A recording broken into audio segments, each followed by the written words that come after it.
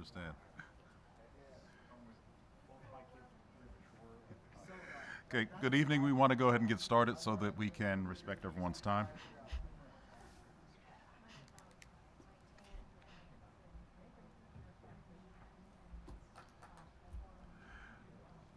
So welcome to the Education Committee of the Whole meeting.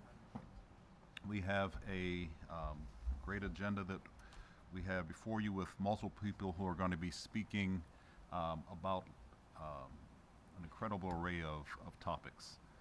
We have some that are high school, go down to the elementary school. That number 4, artificial intelligence, I'm sure that's what's packing the room out right now so that we can all talk about that. And great, we have Mr. Ganesh here to help us work through that as well. And then we'll round out the evening with this comprehensive plan update so I'll let everyone know where we are, where we stand with that progress. So we're going to start off with restorative practices at the high school. And we have the high school team here who is going to actually present, and Sharon is going to actually take the lead on this. I'll drive. If that's okay for you, you can just tell me when to move.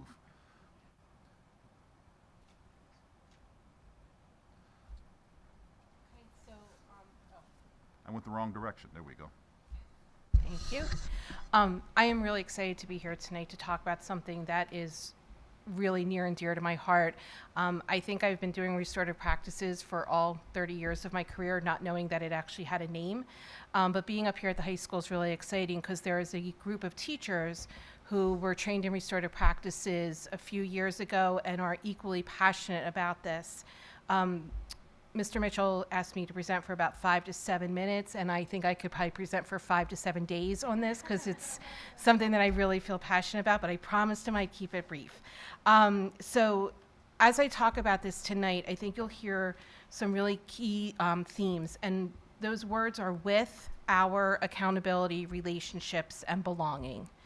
And so whenever we think about school, whether it's academics or attendance or behavior, we're always wanting those positive student outcomes. And so how do we think about restorative practices contributing to those positive student outcomes? All of us have been trained those of us that have been trained at the high school in restorative practices did it through a company called IIRP, or the International Institute of Restorative Practices. That company, really, they are sort of the founding people about restorative practices and have really put it all together. They actually started in Bucks County and now are, although it's an international company, one of their headquarters is right here in Bethlehem. So we've been fortunate to work closely with them, either going up there for the training or some people have done it online. And what IIRP says about restorative practices is that it's a science of relationships and community, and how we relate to others matters. And we know that. All of us are sitting here because we work in some type of school or a business office, and we know that when we belong, it matters, and how we relate with each other matters. And it can matter positively or it can matter negatively. And we want to make sure that our relationships matter in a really positive way at the high school. So restorative practices cultivates belonging through strong and meaningful connections, through inclusion. It embraces identity, it offers acceptance, and it promotes that positive school culture. Belonging in and of itself makes the classroom and the school become ours.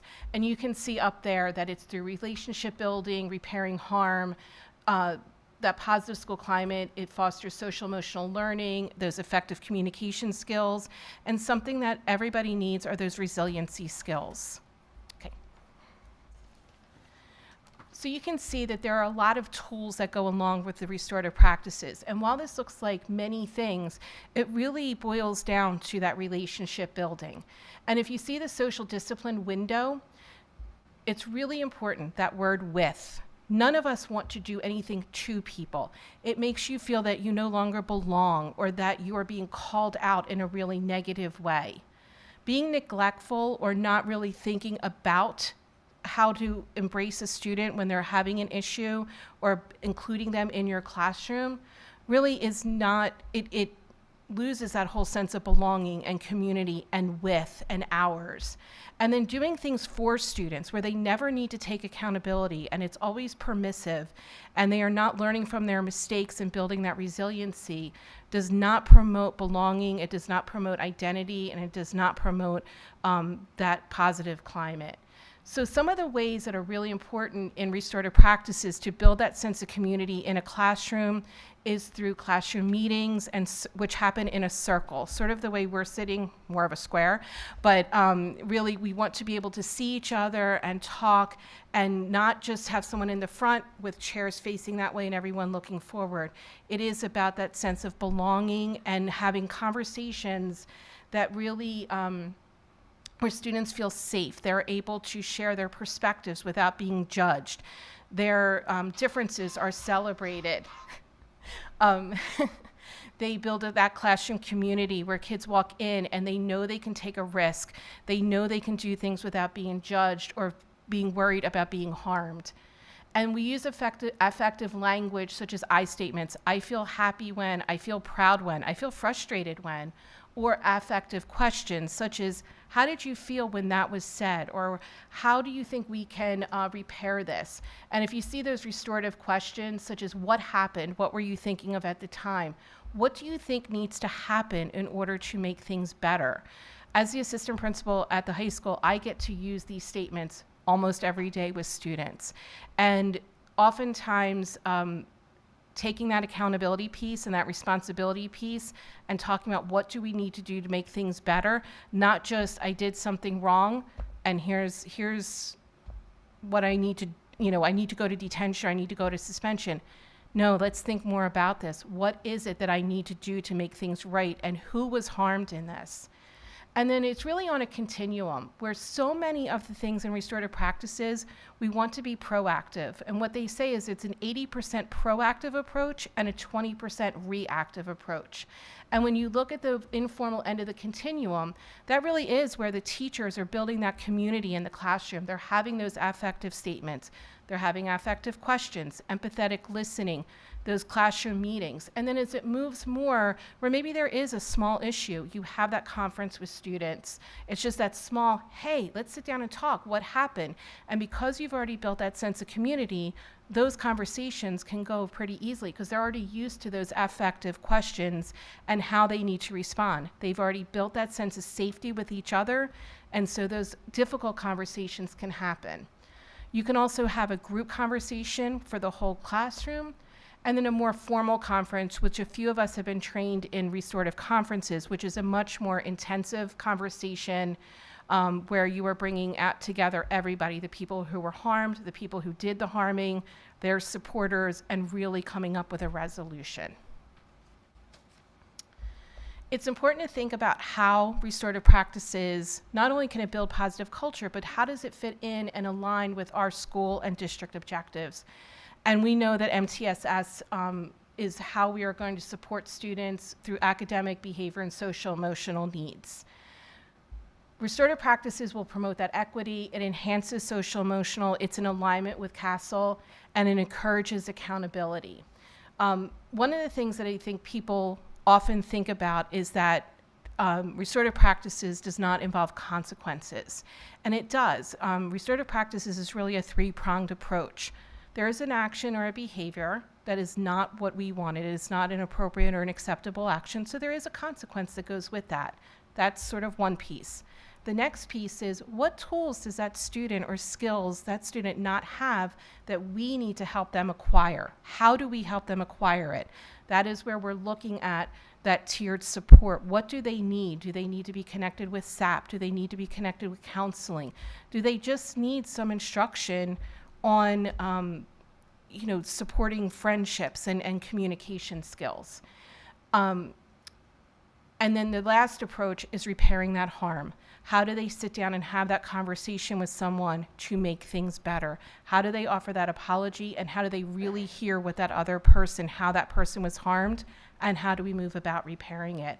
And you can see that this really is a tiered system of support. Tier 1 is about relationship building and communication skills and resiliency and building that sense of belonging throughout every classroom, throughout the entire school. Tier 2 is more when you're having those impromptu restorative conversations, the groups in the classroom, if there's an issue, conflict resolution, working with parents.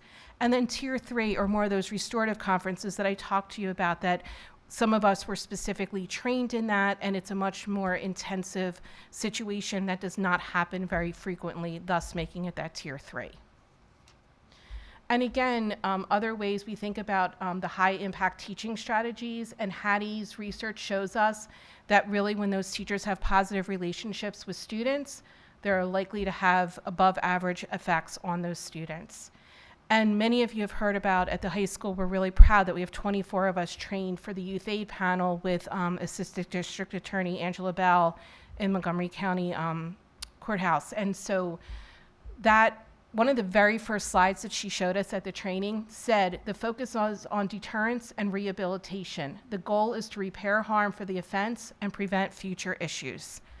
It is right there. So what we're doing with youth aid panel and alternative discipline fits right in with restorative practices, and they go hand in hand, and one supports the other. And this last slide, Mr. Felty, our athletic director, he instituted restorative practices at the school that he was at previously, and he was sharing with us this quote. He's on our committee, and he was sharing with us this quote from Dr. Brad Johnson. And when you think about it, these are all the things that really do need to happen before those academic pieces. Relationships before rigor, grace before grades, patience before programs, and love before lessons. Mr. Lysak, who's an English teacher here, has shared with the committee on a few occasions about how restorative practices has not only changed him as a teacher, but has changed him personally. Mr. Burke, one of our PE teachers, has shared the same. And Mr. Lysak shared with us a story about a student who just really was struggling.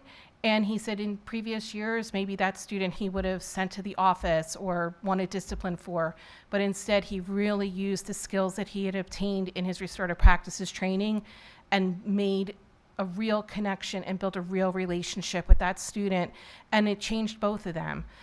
So I hope that this very short presentation on restorative practices has given you some insight into why so many of us are passionate about this and why we're excited for the potential of bringing this to the high school for everybody, all students, all staff, sharing it with parents, and then maybe trickling down to middle school and elementary schools.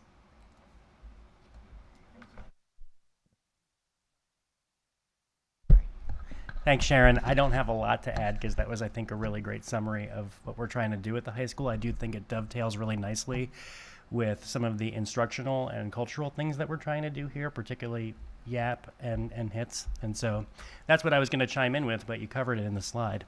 I'll say only that I have some long experience with restorative practices in all three other districts where I've been an administrator. You can actually catch those districts, and you might even catch a glimpse of me if you're trained on the videos that they show at the restorative practices training. They might be too old. But I will say I've seen it change classroom climate. I've seen it change student behavior. I've seen it change relationships between kids and adults. And, you know, I may have entered that space kind of skeptical of restorative practices, but I came out a true believer when I saw the results. So I really appreciate the work you've done around this. It's really great. Thank you. Oh, one other thing. It's great that it's bubbling up from our faculty. I've kind of inherited restorative practices in other districts where it began with a group effort and then is being forced top down. I think we have a moment here with our faculty. We have so many who are interested in bringing this to our high school. This was bubbling up before I got here. And so it feels like the moment to strike. Yeah. So thank you for that presentation. Do we have any questions or comments? The only thing I would say, Mr. Mitchell, is that our Sinus College, we have a restorative practice model too, out of our conduct office, and out of our Institute for Inclusion and Equity. So if you're ever looking to partner, we have professionals who are trained and went through the same training you went through, like, so my wife being one of them. So yeah, so I've heard about it a gazillion times, and it's a really great program. So yes, I think I'm glad to see that you have done this here. So, but yeah, if you're looking to partner, you need assistance, or even if you just want to come over to college, and because they continually do trainings, and so yeah. So anything we can do to help. Obviously, I'm a proponent of restorative practices, and I think it's something that not only the high school should be implementing, but it should be something that is middle school and elementary school should be incorporating components of it as well. So I think it's something that should be throughout the district as part of its social emotional proponent. Thank you so much for that presentation. So one of the things I just want to add to the conversation is that I think in general, when people hear restorative practices, they focus in on what it means to repair. But as was shared, 80% of this is really about building the culture and about creating the environment where you actually don't have to do some of those other things. And I think that's one of the most important and powerful things about this, really aligning with that MTSS philosophy, where the tiered system, that first tier is what are we doing for everyone. So there is an everyone component here that is part of this, and all teachers can find space in this work. I think it's sometimes difficult, especially at our secondary staff, for them to find what their how they fit into some of the things which may talk about social emotional learning. But this is about the conversation. This is about the language that we use and about creating those spaces. And this slide really does encapsulate it, where we're really thinking about what's important, and that notion of the relationships before rigor.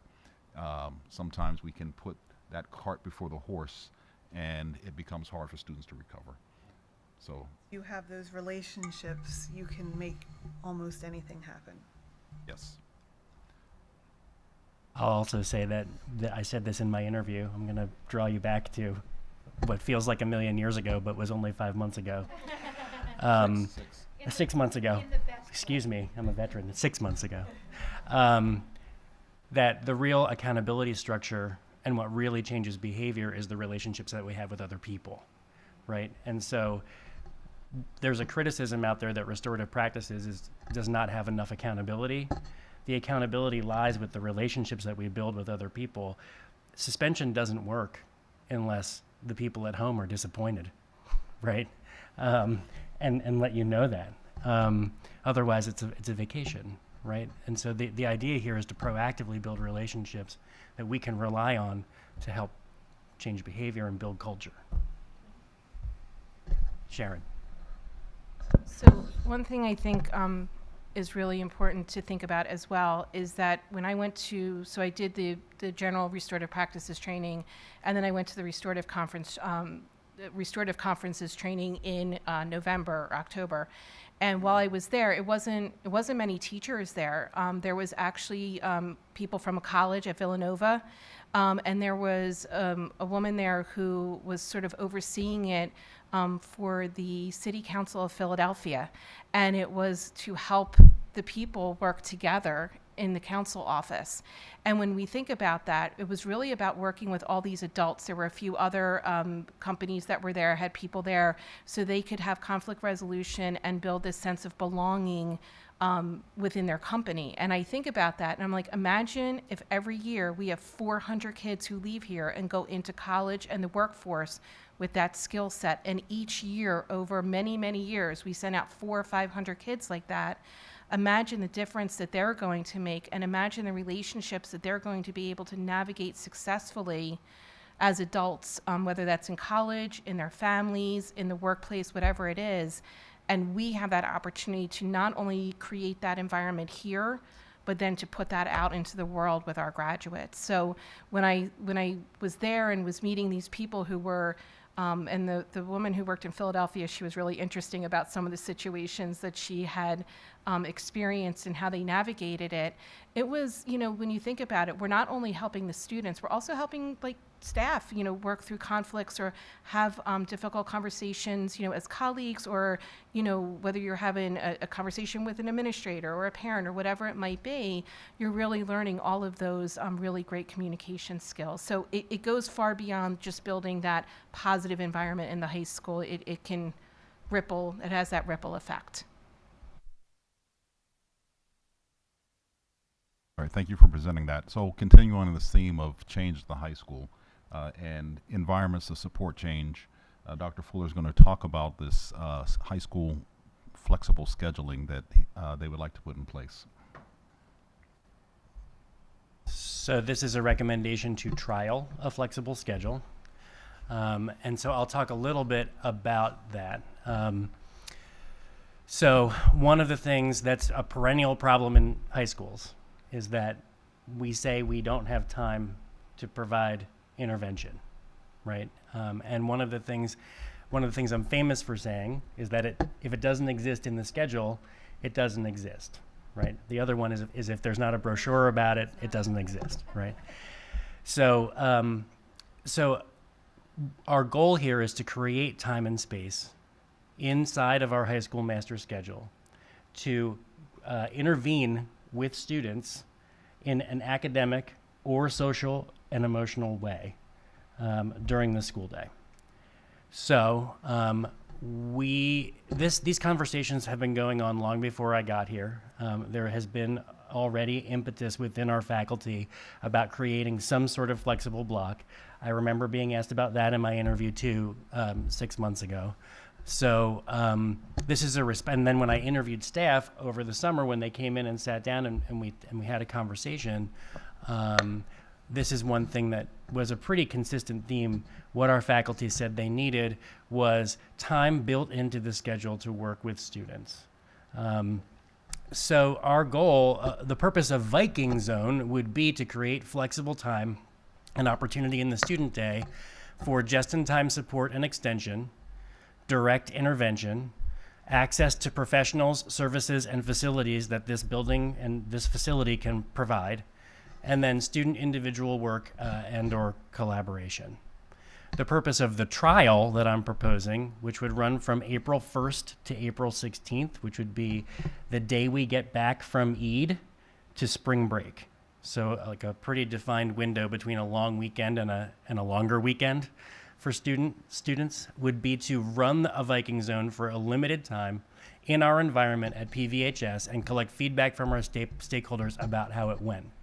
I'm going to show you in a couple of minutes there are local schools that are already implementing what I'm proposing, and that those schools, that's exactly how North Penn did this when they rolled it out to their faculty. They took the few weeks before spring break to roll this out so that spring break would happen, they'd be able to regroup, and then they'd be able to sort of do an autopsy on what they had done. So there's been interest and discussion so far in a flexible block since at least last year. I visited North Penn, Satterton, and Penn Ridge to talk about what kind of flexible periods they have. Penn Ridge is my home district, for those of you who don't know, and it neighbors Satterton on the other side. North Penn and Satterton both share our tech school with us. So my own children began this at Penn Ridge this year, and they love it. That's why I went to see theirs. And I interviewed all their principals. There had already been some legwork done here at the high school for all kinds of different flexible blocks, including Lunch and Learn, which I'll talk about if you'd like me to. And then we had some preliminary discussions with staff and our department coordinators. They brought this to me over the summer as one of the big things they'd like to see accomplished here at the high school, by and large. And we have wide support among our department chairs, our counselors, and our administrative team around this. And most of our teachers, we do have some people who have yet to see the value in this. I've encouraged those people. In a few minutes, we'll talk about, or in a minute or two, we'll talk about visits to North Penn and Satterton. I've encouraged those individuals who are still skeptical about this to sign up for a visit and go see it in action. So I'm hoping that they do that. Some of them already have. Scooch back a little bit for me there. Thank you. And we've had some preliminary discussions with our students. I meet with a representative group of students and a student leadership team. I've spoken to both of those groups about Viking Zone. Our students are excited about that prospect from what I can tell. And we're looking at visits to North Penn and Satterton. I've already arranged those visits with their principals. We are spending 3 mornings at Souderton, 6 of our teachers will spend 6 teachers a day for 3 days. And then at North Penn, we have 2 days, 6 teachers each day. And that's pretty much absorbed the number of teachers who want to actually go see it. We've had some teachers who've already seen it. We have teachers whose students are going through it somewhere. And we have some true believers who said, I don't want to see it, I just want to do it. And we have some who are skeptical. And I really hope that they get to see the value in this. So what would happen in this model is that our facility would open to students at 7:35 a.m.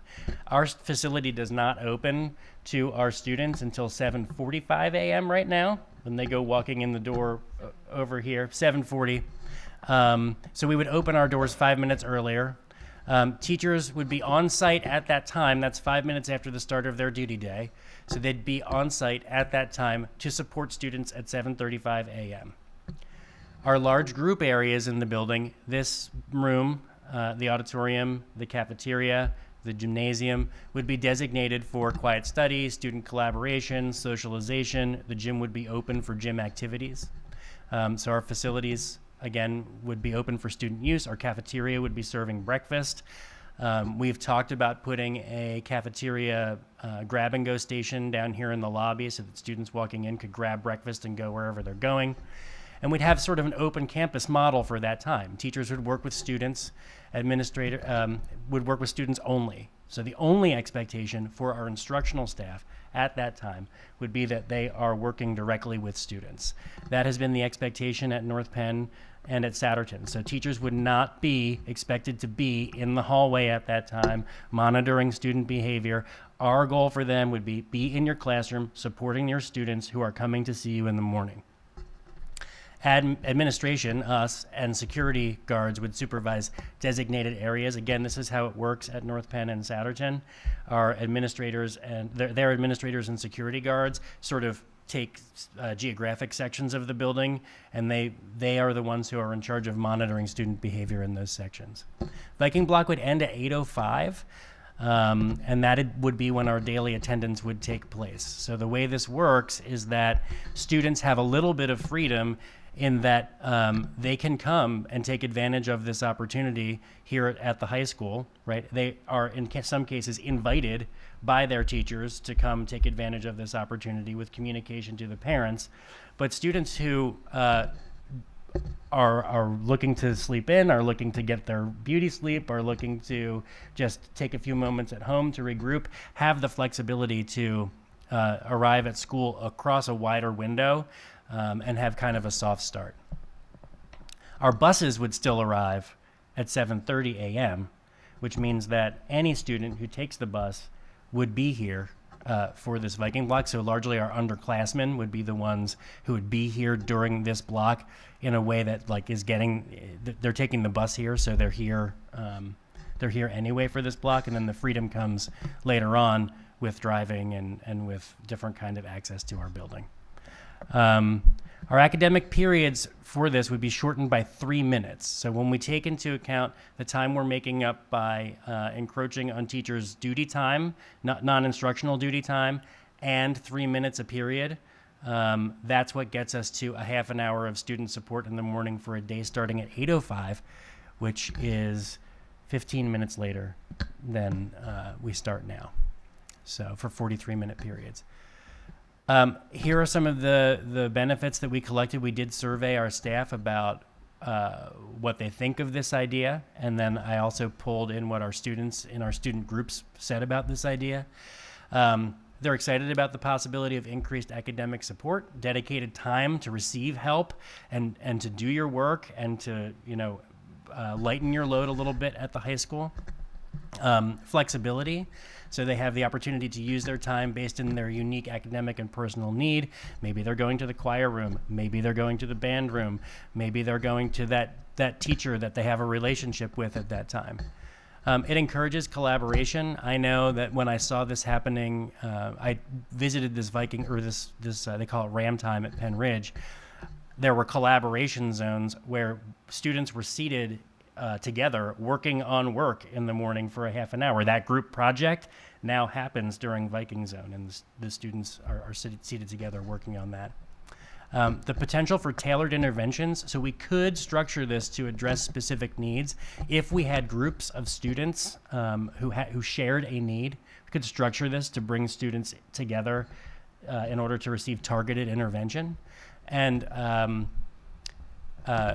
we have had questions about what will our counseling department do during this time, and our suggestion for that was, can we run groups during this time? There's always an issue with running counseling groups because counselors are hesitant to pull students out of their academic programming across the building who may share a mental health or a social and emotional need. They hesitate to take them out of their academic work in order to meet that need. Well, with a half an hour in the morning, we may be able to meet that need. And then reduces scheduling barriers. So if we're struggling to find time before or after school, if we're a student with a job or a student who's booked from dawn till dusk, this student here, we were talking today in our, he filmed me today for PVTV, and now he's here filming us tonight, right? Like, this is a student who's booked. So that the hope is to alleviate that as well. We have some worries too, some legitimate worries. Change is difficult and difficult to face, and so our staff is a little worried that we may face attendance challenges. The risk of students treating the time as optional, the students who we need to reach not attending. I asked those questions of the principals who run these blocks. They say that the appeal of this block is that the students do want to come in and get help. And so they have not, you would think that students would present this issue. They have found that trusting their students to come in and get help has worked out. That's been a gamble that's worked out. Scheduling complexity. So we do have tech students, we do have athletes who leave early. We do have scheduling issues to work out.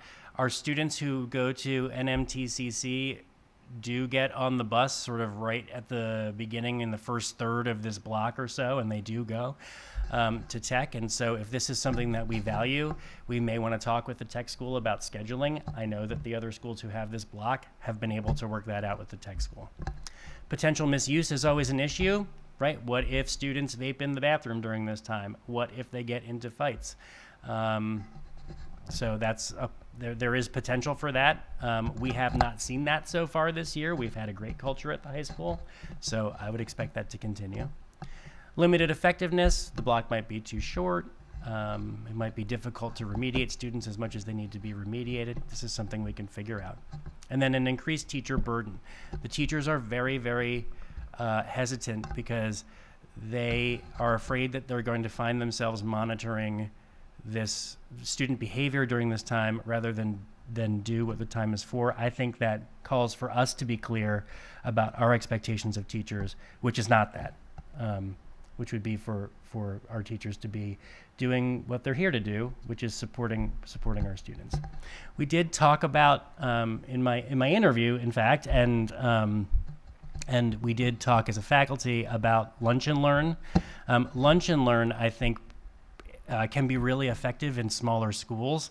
I worry about the Lunch and Learn structure, the alternating lunch with a free period, because we have so many students together in that cafeteria all at one time, and we have teachers who we need to be supporting those students in that cafeteria at that time. So I worry about those teachers being in the cafeteria and not available to support students, and then I worry about food leaving the cafeteria, and then sort of what happens during that Lunch and Learn period. So I'd like to try a morning block as a trial. If it doesn't work out, I'm happy to come back here to the Education Committee and present on what we found and make adjustments. But my goal is to create some sort of flexible block at the high school in next year's schedule so that our students have time to receive the interventions they need, the extensions they need, to do the work they need to do, and to get a little grace into their schedules to meet our expectations. So thanks for having me tonight. I'm happy to take any questions that you have. I have to actually say, I think I prefer just hearing this to the Lunch and Learn. I've experienced Lunch and Learn, and I think getting them first thing in the morning, they may actually prefer it, because coming in, getting some help maybe with some homework that maybe they had challenges with the night before, that might be a way to, just to come in and get the day started. They're still a little groggy, so they haven't been running around with their friends. And, because Lunch and Learn, I've seen where it can go a little awry, because at that point it becomes a social hour. And and I've seen that. Lunch, that's the one downfall with Lunch and Learn, but to come first thing in the morning, where before you get into that social kind of mix, because you're wide awake and you're 4 classes in and you're like, okay, I'm already done with this day. You come in and you get started. The other piece that I like when you're doing these blocks is for the students who do have every block of the day scheduled. It gets really challenging to have any sort of check-in time. So, my daughter has a period where she needs just to check in and get her executive functioning, and she has to miss a class for her vision support and for her executive functioning. She has to actually miss her academic class just to go get her support class. I could see something like this being able to alleviate that, so that she can still have a full schedule, sign up for all the classes she wants and should be able to take, and not have that get in the way of support classes for those kids that just need that one check-in. They don't need the daily, they don't need the 3 days a week. They really only need one support class in a week's time. Yes, I actually forgot to talk about study halls. Study halls are not support periods, right? So even if you have a study hall in your schedule, right, you may not be, unless the stars align, you may not be able to receive support from that teacher in a just-in-time way during that period, because that teacher might be teaching at that time, right, running a class. So this operates in a different way, where all of our professionals are available, right? There's potential for a lot of really great things to happen. Could the fitness center be open? Could we do makeup gym classes for people who forgot to wear sneakers? So I think there's a lot of potential here. There's also potential for sort of rotating professional development to happen during this time, if we can pull small groups of professionals. I don't want to address that with the trial. I'd rather get our feet under us in terms of what are we expected to do instructionally first. But I think there is also a professional development component of this that we could look into maybe next year if we decide to go with it. I have a real quick question that, and I think it may be answered just in common sense, but this is going to be an everyday schedule, or is this something that would be a couple of times during each block? This would be an everyday schedule. And one of the things I was happy to hear the answer to, because I want every student to be able to access this. Not every student will choose to access this, right? But I want everybody to have the potential to access this. And so I was happy to find that everybody has a bus stop, right? Everybody who attends the high school can get on a bus and be here for this block, should they so choose. My question is around the trial period.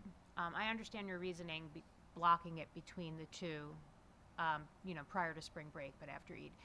I'm wondering, how did you determine the length of time for that? Do you feel like that's a long enough amount of time for a trial? Yeah, I think is it 15 school days, 14 school days? North Penn did it exactly the same way and got I was fortunate enough to get to go to a session with them this summer. Oh, sorry. I was fortunate enough to get to go to a session with the administrators at the high school where they talked about this in their trial period, and I believe they did like 14, 15 days, and or 10 days. They did like a 2-week block, and they got tremendous amount of data. They were able to really capture everything and then make determinations of any changes that they needed.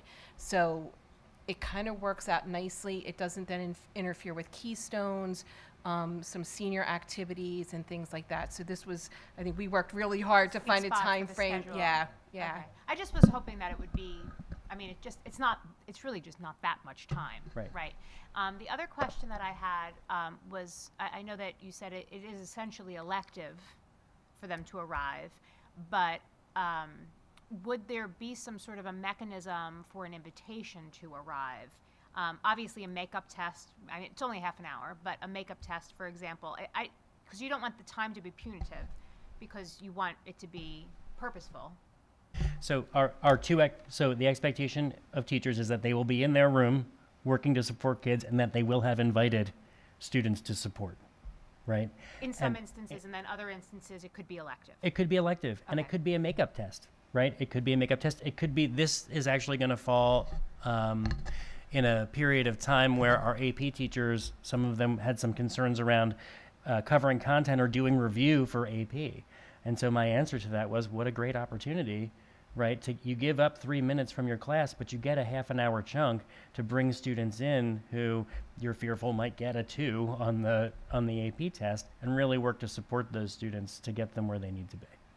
And then as it grows, I don't remember when it was brought up or by whom, as it would maybe potentially develop, that could be a chunk of time for, say, maybe an SAT prep or something like that as well, theoretically, for those students that don't have the opportunity to be tutored after school or. Yeah, I think ahead of the SAT, if we can find an opportunity for Crunch that to happen, we may be able to do that. What I want to stay away from, and I'll say this out, I've said this out loud to teachers, and we'll say it out loud here, is I don't want to create another prep Right. for teachers. Understood. I want there to be enough flexibility to support students through the curriculum, Right. and I don't want them to have to prepare in the same way that they prepare for class. Understood. Because number one, I don't want to give them another prep that gets a little sticky, right? And number two, I want them to have the flexibility to help kids. I guess in my mind, as you were talking, I was thinking, not just on the intervention side, but also on an enrichment side. Yes. That piece of it, of just needing that extra, eyes on something. Huge type of thing. potential for that. Thank you. Thank you, Dr. Fuller. Thank you. So does that need to be approved by the board in order to pilot in April, or what is the time frame for?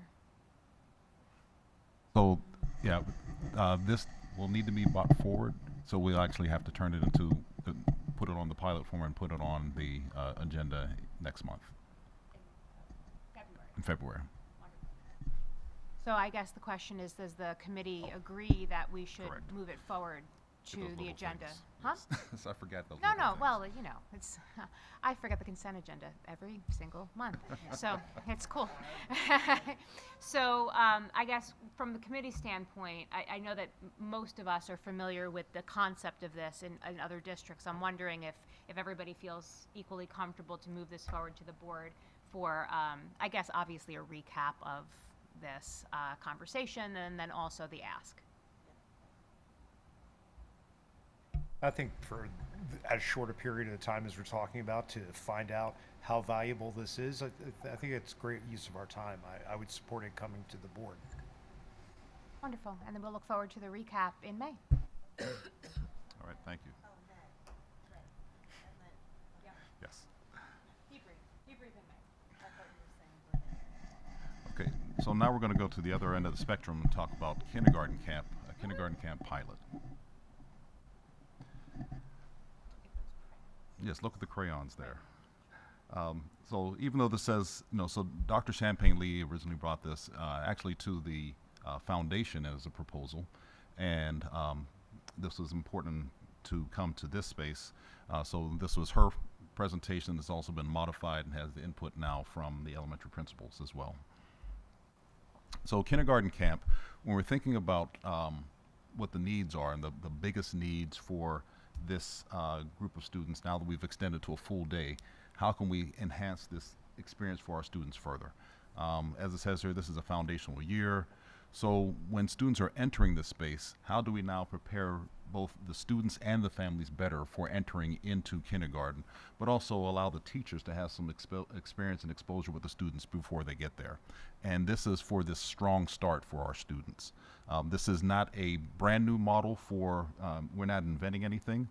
These types of experiences occur in multiple districts in our area, so this was an amalgam of other experiences, including Kia's own experience in Phoenixville, where she was a principal for multiple years at an early childhood center. So the why the camp. So when we've talked about transitions a lot over the past couple of meetings. And this transition where we have students who are coming from multiple settings, looking at what these early entry skills are. And when we're thinking about early entry skills for kindergarten, we're not saying the students need to come in prepared because we're teaching them a lot of things, but there are lots of basic things that students probably start needing to get practice with before they get into that kindergarten space. Things like, and I think one of Dr. Russell's most favorite is like peeling a banana. What does that mean? Buttoning and unbuttoning, opening up a lunchbox. It's little things like that are some early things that can be emphasized and shared, and that we can help families develop before those students get into this space. Building confidence with routines, reducing anxiety, and even though this may be talking about anxiety for students, it's reducing some of the parental anxieties as well, as they may be turning over that first child to the district in ways that are anxiety producing for them. And that notion of having a positive attitude, getting familiar with this new and different space before they actually get into the space. So this will be for students. This would be post-registration. So we're looking at, so if we hadn't noticed, the kindergarten registration is already opened. So this will be students who are registered. This helps us to encourage more registration, but this will be a separate registration on top of that so that we know the parents are electing to come to this. This is, as it says, a gentle introduction, 4 days, 4 half days the students will be exposed. The target dates right now are in June, so this would be early enough where we'd be able to get this touch, still work with these students and work with the families over the summer so that we have more transition times for them. Some of the things that we would normally wait to do, some parent meetings and other things can occur during this time as well. And we are looking at Schwenksville being our pilot site for this year. Schwenksville being chosen, of course, because we know that when we're looking at Schwenksville as a Title I school, having a lot needs that may not be demonstrated in the same way at the other schools, that's where we'd like to begin the program, and then look at how we can expand this out to our other schools. Schwenksville has also demonstrated readiness in that all of their teachers have gone through some other trainings which would support this, as well as them really being on board and having put together part of this proposal.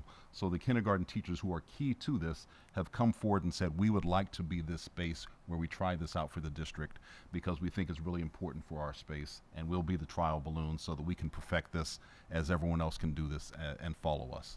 Also, when we take a look at funding, we had decided that, we can move around some of other funding, maybe even take some of the Title I funding we know maybe it'll be utilized that hadn't been spent, and use it for this purpose as well.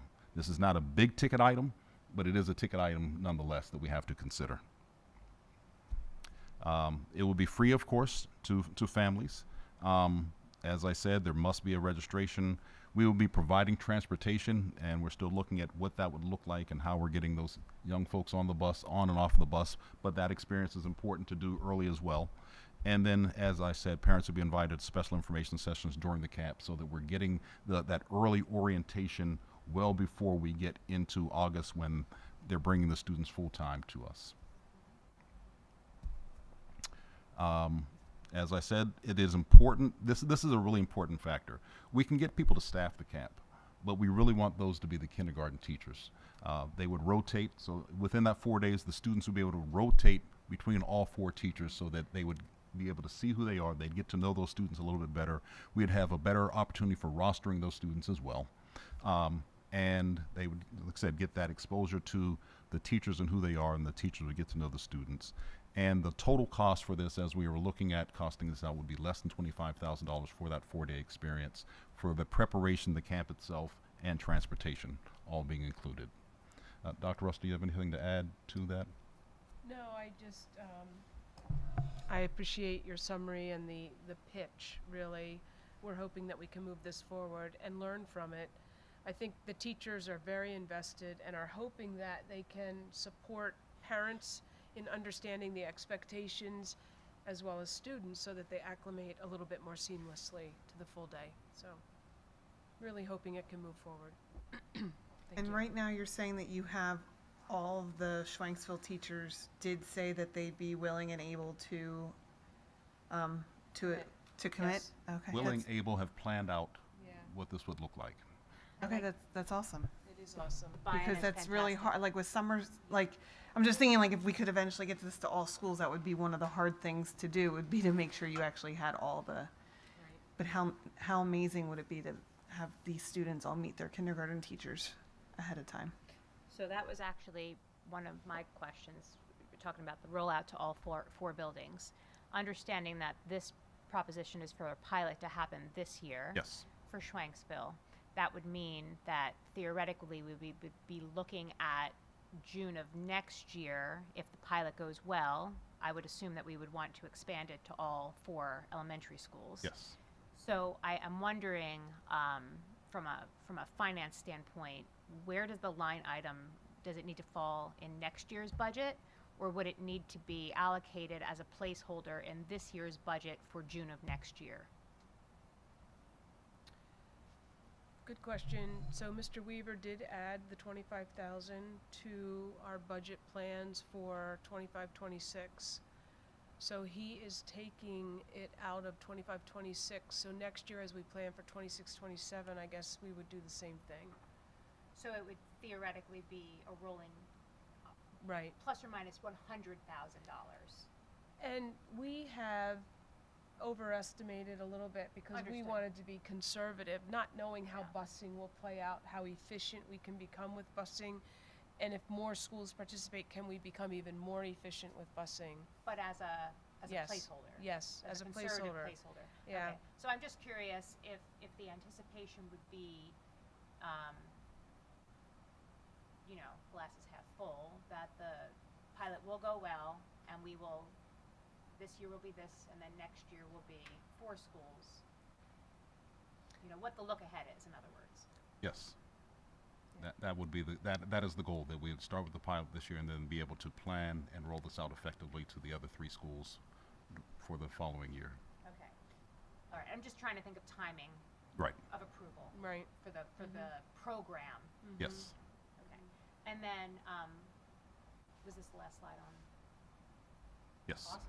So I guess then the same question goes, is everybody on board Or for are approval there any to more pilot? questions? Are there any other questions, right? So devil's advocate, I think the first question was, do we have the staffing? Okay, so now we have the staffing. So now my next question is, we have to have the students have to commit to come. It is summertime. On the off chance that we don't get the percentage of students saying that they'll come, because we know not all of them will. It's just a guarantee that not everybody will come. Will we still have all 4 teachers come so that they can all meet?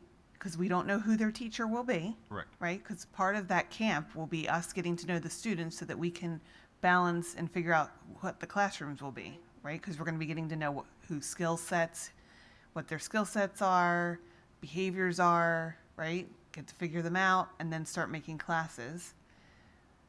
So in that sense, we're going to kind of want them to be able to have a chance to be exposed to each of the teachers. So would we still have all 4 teachers teach, even if we don't have?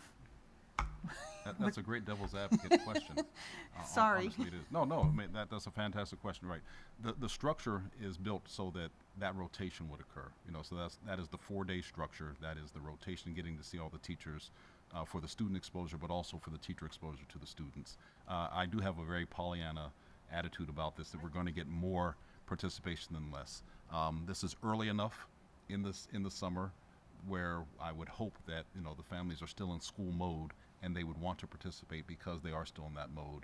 And this is for those kindergarten parents. I think this would be a pretty big deal for them to get this exposure in this way, so that they have this comfort level before they're turning the students over in August. And I think we would need to just make sure we get the dates out ASAP. Yeah, Yes. that was what I Because was some gonna of these families that have kids already in the school system, some of them, they take off the day school lets out. Yes. And so I'm just thinking that way, but I'm Pollyanna with you. I would hope that I would hope that they would see this as an amazing opportunity, because not all, many, I shouldn't even say not all, many don't offer anything more than a one-day orientation. Correct. So this, I think, is, an amazing opportunity for anyone that has a kindergartner if they have a 4-day program to send them. I would hope that they would rearrange their vacation schedule, but just some food for thought. rather than later Yes. to Swanksville families if it's approved as a pilot. Other questions or comments? Okay. So, all right, thank you very much. Thank you. This is really informational, and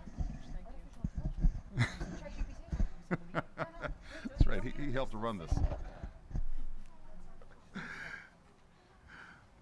So Christy Leonhardt is here, and I'm not going to put Christy on the spot to have to present the entire thing, but I would like to hear her voice in this space. This is a conversation that is really important to the district as we are, well, I can actually put this slide here. Like everyone else, we're grappling with this. Yesterday, I was at a regional superintendent's, assistant superintendent's meeting. This is one of our items. As soon as we left that meeting, we started getting emails around this so we can start sharing more about what we're doing in each district in order to deal with this reality of this evolving technology and what we do with this evolving technology in order to harness it for all the good that it can do, but also minimize the negative impacts that it could have. That there are impacts on the delivery of our educational programs. What do teachers do? How do teachers manage this? Are all the questions that are coming up.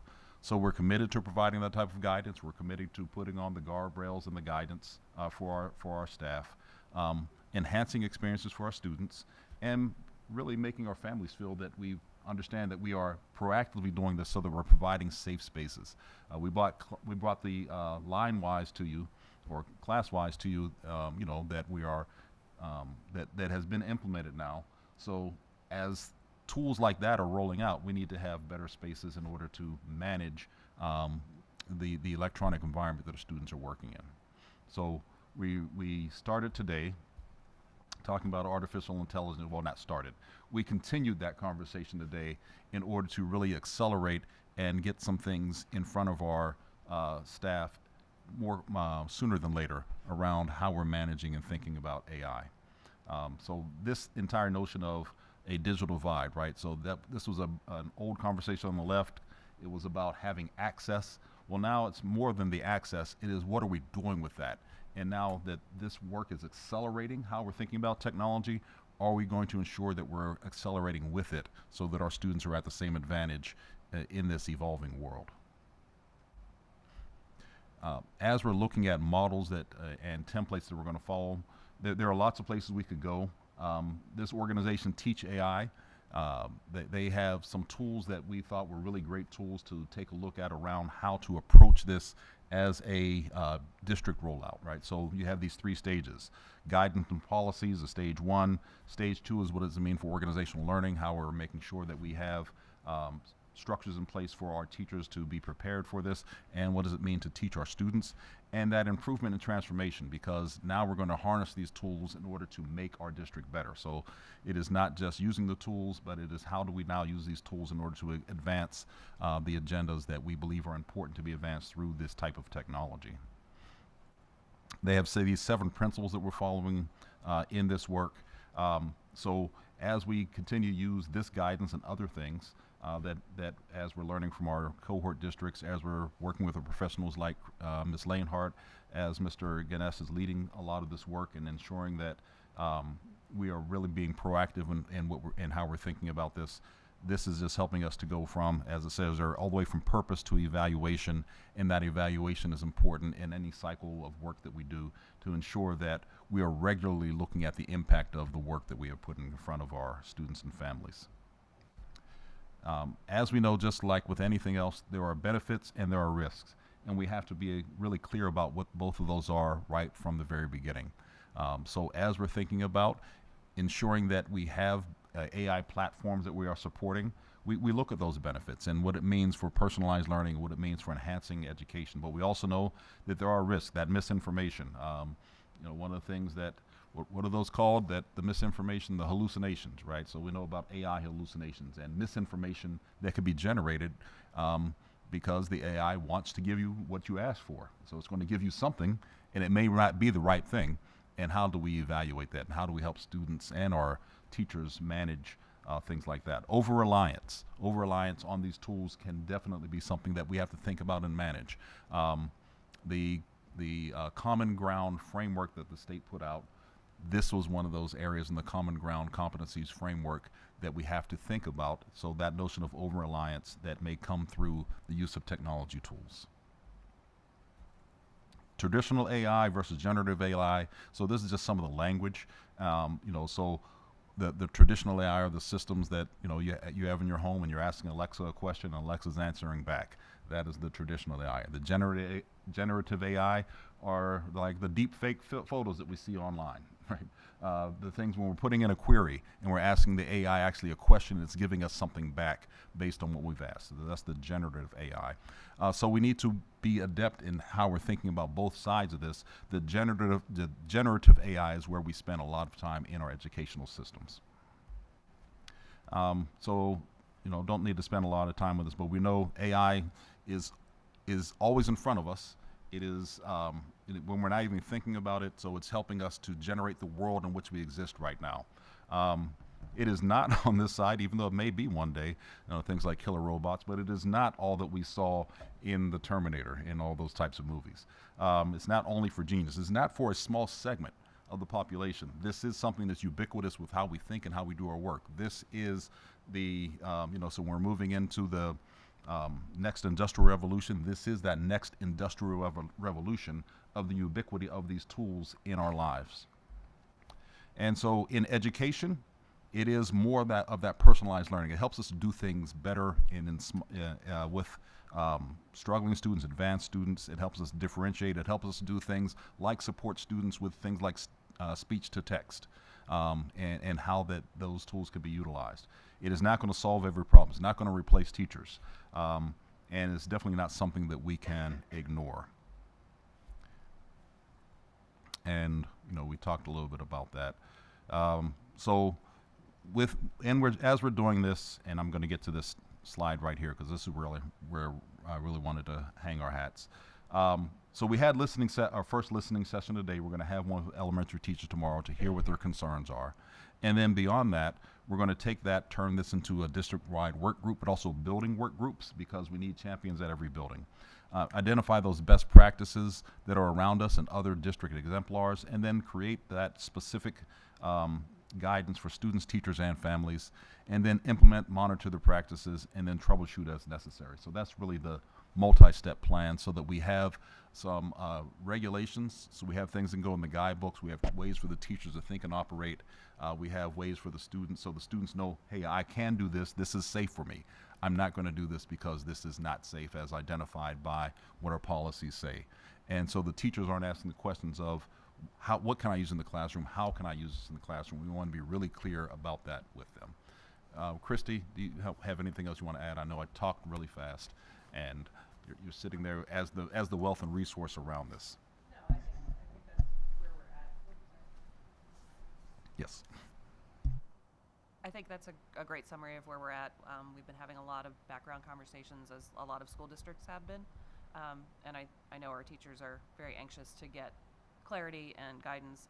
Some are really chomping at the bit, and some are a little more not sure, but I think having that clarity and explanations will be really helpful for the teachers, and then figuring out ways to bring it to our students, at the appropriate levels, and having them build an understanding as well as how it is going to affect their lives.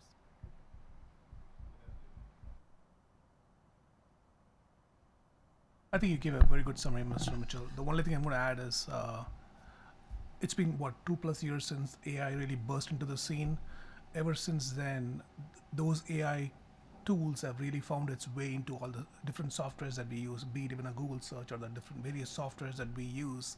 It's not like we subscribe to these AI components, but all these various softwares that we use have an AI built into it. So like it or not, we are currently utilizing AI in many facets.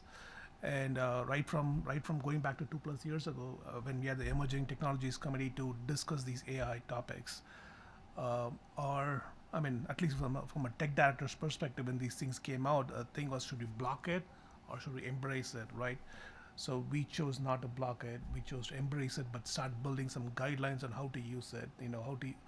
How to teach these things in a very responsible manner to our students, because when they leave PV, when they go into workforce or a college, these are the tools that they're going to be using, or these are tools that are going to be very prevalent in their workforce. So we want to make sure that the PV students are enriched learning about these tools here. So that's the approach that we took, and we continue to march towards that goal. So I have a couple questions. I'm going to go by bullet point just so I cover them and we're succinct here. So the listening sessions that will be completed. We had one today, we're going to have one more tomorrow. Fabulous. Is there a way to debrief to the board a summary of if there are any common themes or what the takeaway is based on the listening sessions of concerns? Yes, 100%. Awesome. The second part of that is that I guess then the step 2 to the listening sessions would be to create and formulate these work groups. Will that be completely voluntary, or are you going to target certain individuals or maybe hesitant adapters to join you? Well, yeah, I mean, there are certain people who are tapped for doing this already. There are certain administrators and teachers who we've already leaned into, who are some of the early adopters, who will help us through this process. The list of people who are wanting to be involved is growing. Great. There was a lot of enthusiasm around this, a lot of grateful people who want to be involved with this process. Will we hear the voices of people who are hesitant? Yeah.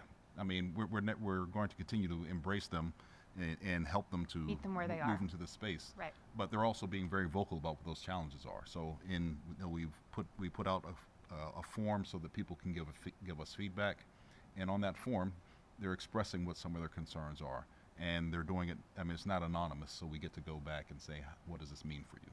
Right. And I frankly, I feel as though the most productive avenue is not with anonymity associated with this, but really to bridge and partner to Yes. create opportunities to allow, I mean, just pretending it doesn't exist is not helping anybody, either staff or students, right? So I guess that was my next question would be this work group situation.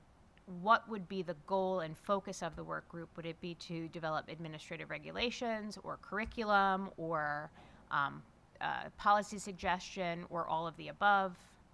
The first line is the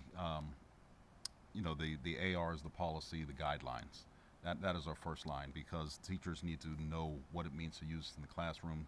A lot of people, so today, someone who is an early user, they said they've slowed down because they didn't want to go too far afield to actually go beyond what the district would be comfortable with in their use. So they wanted to make sure that as they're doing this, they're doing it in a very thoughtful, measured way as well. There are lots of questions that even students raise about how teachers are using it in the classrooms. So we want to make sure that we're clear. We've talked to students. We have student concerns. We have family concerns, but also that we have really thought through this. And there are districts around us who are doing this and doing it well. We really want to learn from them as well. And in an open, safe way that everybody can be Safe. on the same page to throw their idea out there. Yeah. So I guess that would be the part about the hesitant adoption. Yes.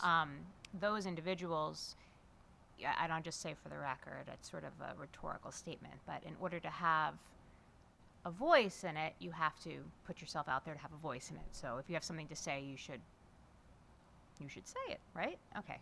All right. That was just for the record. Got to show up to the meeting in order to have your voice heard, I guess is Up my to the point. meeting or so up. They're Right. not shy in telling me they're Fabulous. That's good. But yeah, so the guidance is important. But at the same time, we do need to think about, because one of the things that Christy continues to emphasize to us is that this is not something that we're saying we're going to teach in one place. This has to be taught across the across the curriculum because you're using these tools everywhere all the time. There will be opportunities for discrete instruction for some students in some spaces, but for the most part, learning to use this is no different than learning to use any parts of or Google or the Office suite or any of those other things. It is embedded there already. So, any other thoughts or questions as we move forward? Timeline, I guess this is more of an FYI, but I'm wondering if there's a timeline to develop the work group and then have a takeaway. Yeah, within the next 2 weeks, we'll have those people identified and start that work meeting with those teams. Okay. Because we really want to get this settled well before the end of the school year so that over the summertime when we can do some more professional development, we can set that up and make that part of our system. Wonderful. Thank you so much. Any other questions for anybody? I don't want to.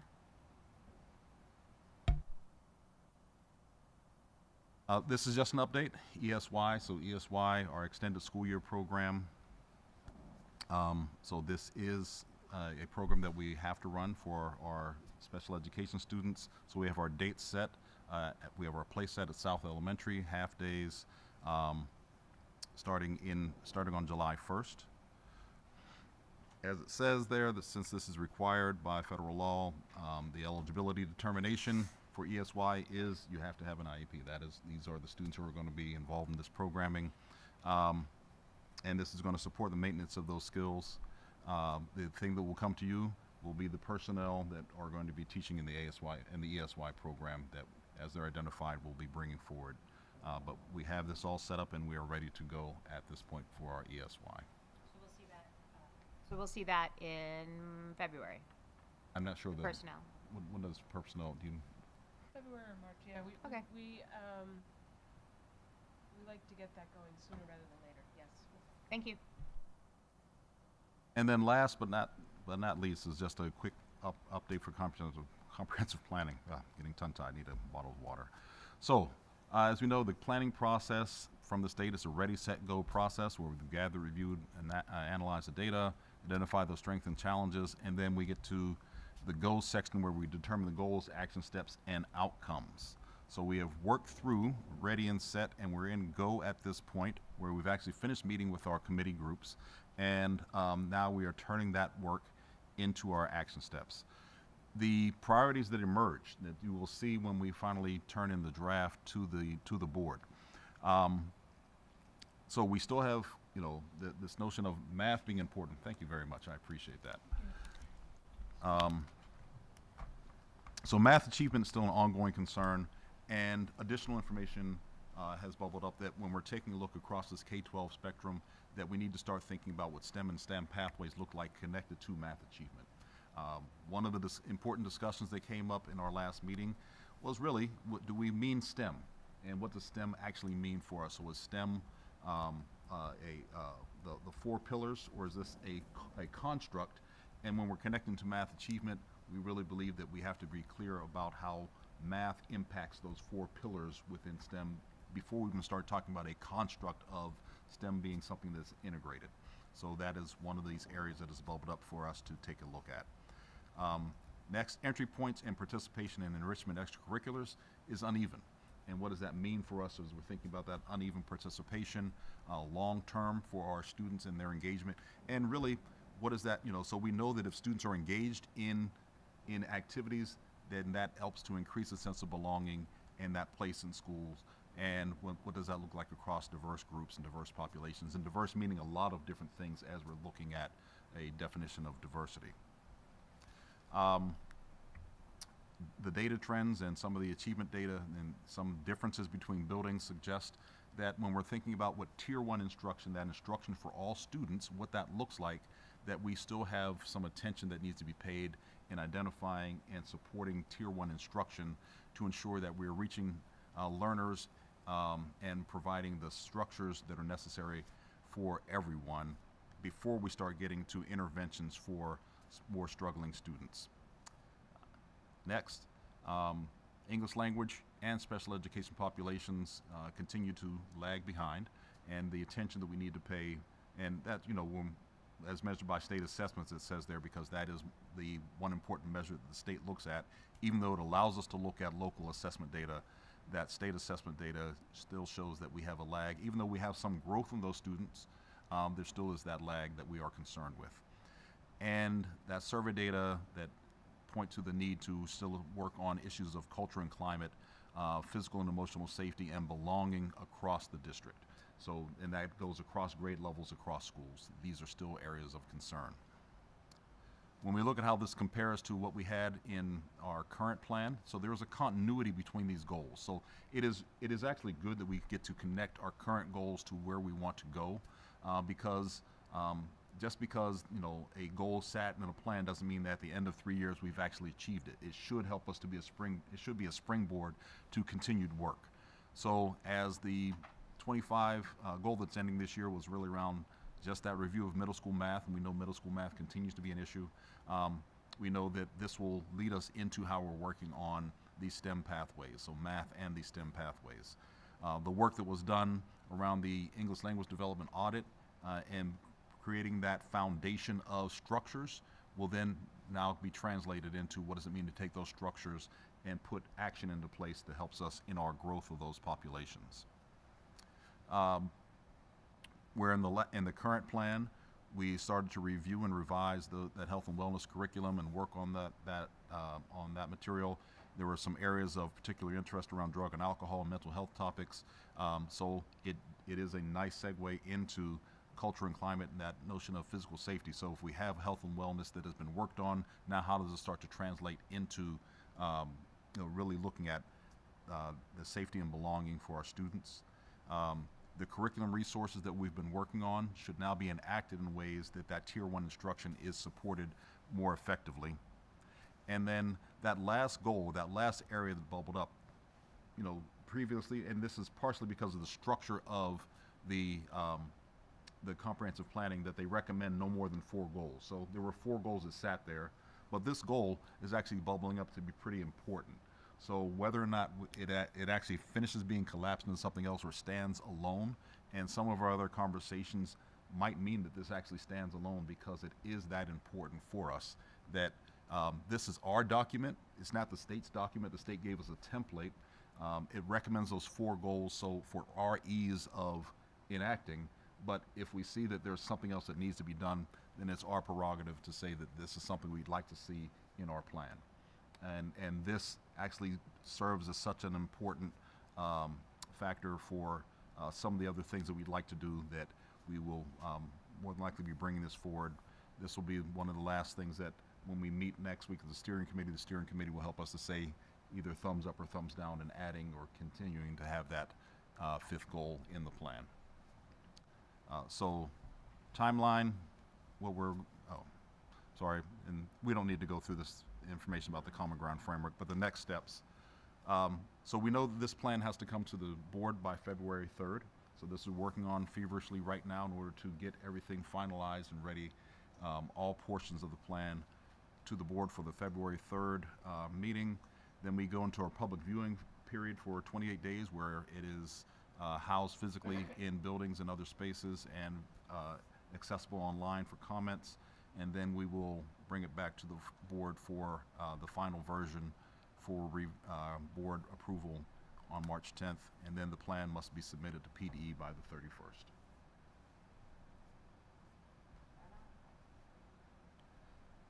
Any questions about any of that? All right, seeing none. Wow, it doesn't go anywhere because that's the end of the presentation. Yes, that means we're done. So thank you very much for time and input, and we look forward to seeing you and everyone drive home safely. It's a little bit of weather out there. Thank you. Right on. Good work. Thank you so much. And thank you for attending. Kevin, thank you for taking notes.